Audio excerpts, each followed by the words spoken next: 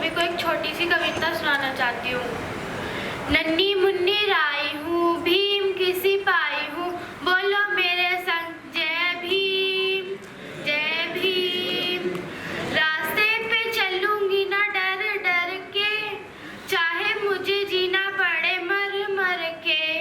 मंजिल से पहले न लूंगी कहीं दम, आगे ही आगे बढ़ाऊंगी कदम। जय भीम नया है जमाना, मेरी नई है डिगर। देश को बनाऊंगी महापुरुषों का नगर, महापुरुषों का नगर। भारत किसी से ना होगा कभी कम, आगे ही आगे बढ़ाऊंगी कदम। जय भीम नन्ही मुन्नी राई हूँ, भीम की सिपाही हूँ, बोलो मेरे संग जय भीम जय भीम जय भीम जय भीम।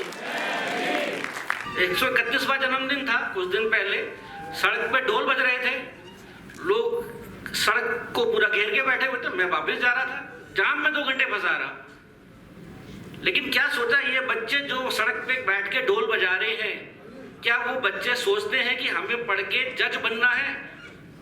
गाजियाबाद बार में कितने लीडिंग एडवोकेट हैं हमारे साथ के, आप सोचिए कभी। कितने आईएएस ऑफिसर्स हैं, कितने पीसीएस ऑफिसर्स हैं, कितने जुडिशरी में हैं। जब से ये देश आजाद हुआ है आज तक मुश्किल से मुश्किल 2 चीफ जस्टिस हुए हैं पिछड़े वर्ग में या दलित क्लास में। मैं माफी चाहूंगा इन शब्दों का इस्तेमाल करूं, लेकिन क्या हम लोग कभी ये सोचते हैं कि शिक्षा एक ऐसा हथियार है, हम पढ़ेंगे तो आगे बढ़ेंगे, बाकी हम लड़ेंगे तो आगे कभी नहीं बढ़ेंगे। आज आप किसी भी गवर्नमेंट डिपार्टमेंट में जाइए, आपको शर्मा जी, वर्मा जी, मल्होत्रा जी सब मिलेंगे, लेकिन उत्तर में हमारे लोग क्यों नहीं हैं? क्योंकि हम पढ़ते ही नहीं हैं। हम ये सोचते ही नहीं हैं कि पढ़ के डॉक्टर बने। कितने टॉप के डॉक्टर्स आज की तारीख में हैं,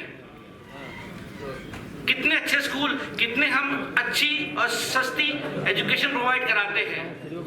अगर बाबा साहब आज होते सचिन भैया, तो वो शिक्षा पे ध्यान देते, अपने लोगों को उठाते और कोशिश करते कि अच्छे डॉक्टर्स बने, अच्छी पढ़ाई करें। तो मेरा आप सबसे निवेदन है कि आप जो भी करें मेहनत कीजिए, अपने लोगों को, अपने बच्चों को पढ़ाइए, ताकि वो आगे बढ़ के अपना भविष्य उज्जवल करें और कंपटीशन करके साथ में खड़े हो, ना कि मांग के।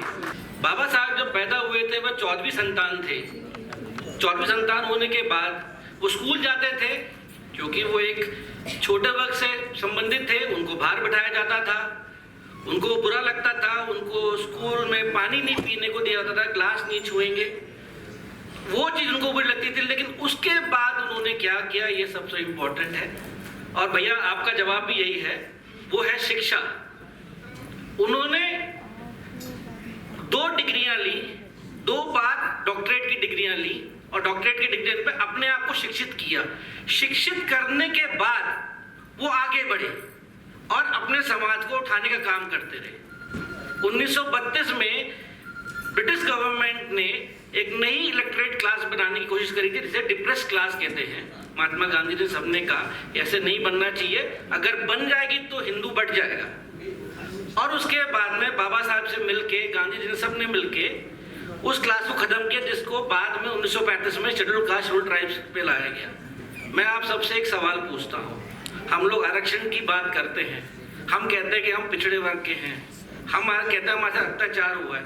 मुझे आप सब मिलके बताइए कितने आईएएस, कितने पीसीएस, कितने जज, कितने लीडिंग एडवोकेट हमने आज तक खड़े करे हैं। शिक्षा के कितने गवर्नमेंट ऑफिसेस में हम जाते हैं जहां पे हमें अपने जैसे लोग मिलते हैं। हम शिक्षा की बात ही नहीं करते हैं, हम लड़ने की बात करते हैं, पर क्या हम शिक्षित हैं? कितने बिजनेसमैन हैं? मेरे ख्याल से 10 भी नहीं होंगे। हम अडानी की बात करते हैं, हम रिलायंस की बात करते हैं, लेकिन हमारे समाज के कितने लोग आगे पढ़ के घूमना चाहते हैं, आगे बढ़ना चाहते हैं? हम शिक्षा की बात बिल्कुल नहीं करते।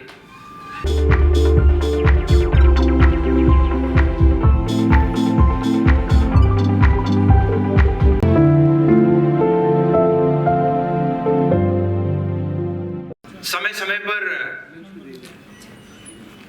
बहुजन समाज में जन्मे हमारे अनेकों अनेक ज्ञात एवं अज्ञात पुरखे, हमारे वीर एवं वीरांगनाएं, जिन्होंने बहुजन समाज के मान सम्मान के लिए अनेकों बलिदान दिए हैं, और उन बलिदानों के परिणाम स्वरूप आज हम इस हॉल में पहुंच पाए हैं, आज इस जगह पे पहुंच पाए हैं। वो सभी अज्ञात लोग भी जिनको अभी हम उतना सम्मान नहीं दे पाए, हम जानते हैं कि मान्यवर साहब इस बात को हमें बताते थे कि लगभग पिछले 200 साल में ही लगभग 200 ऐसे लोग इस देश के अंदर हुए हैं जिन्होंने देश के विभिन्न हिस्सों में बहुजन आंदोलन को आगे बढ़ाया है, हमारे मान सम्मान के आंदोलन को आगे बढ़ाया है। लेकिन अभी हम 40-50 लोगों को ही मुख्यतः चिन्हित कर पाए हैं, उनको राष्ट्रीय फलक पर पहुंचा पाए हैं, उनको वो सम्मान दे पाए हैं जो देना चाहिए था।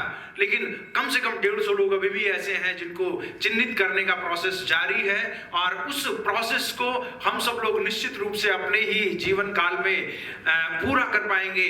इस उम्मीद के साथ, इस विश्वास के साथ आयोजक साथी जिन्होंने, खासतौर पे हमारे अधिवक्ता साथी जिन्होंने इस कार्यक्रम का आयोजन किया है, विकट परिस्थितियों में मैं कहूंगा कि आयोजन किया है, उन सब के लिए भी बहुत बहुत साधुवाद, उन सब के लिए भी बहुत बहुत 2 साल 11 महीने और 18 दिन के कठोर परिश्रम के बाद विभिन्न संविधानों का, विश्व के विभिन्न संविधानों का अध्ययन करने के बाद देश की परिस्थिति के अनुसार कि किस सीमाओं में रह करके देश तरक्की कर, जनतांत्रिक तरीके से तरक्की कर सकता है, उसको रखकर बनाया गया। उस अकथ परिश्रम को बढ़ाया नहीं जा सकता है, उसको याद रखने की जरूरत है। यदि नदी भी अपनी सीमाओं से बाहर निकलती है तो विध्वंस होता है, ये एक नियमावली है। इसमें समय समय पर यदि संशोधन की जरूरत है तो होते भी रहे हैं, लेकिन इसकी मूल भावनाओं को समझना और उससे अलग जाना नितांत दुखदायी। आज हम ऐसा देखते हैं कि किसी को कुछ भी कोई कह दे अमर्यादित भाषा में, इसका कोई औचित्य नहीं है किसी भी दृष्टि से, ना सामाजिक दृष्टि से है, ना नैतिक दृष्टि से है, ना कानूनी दृष्टि से है।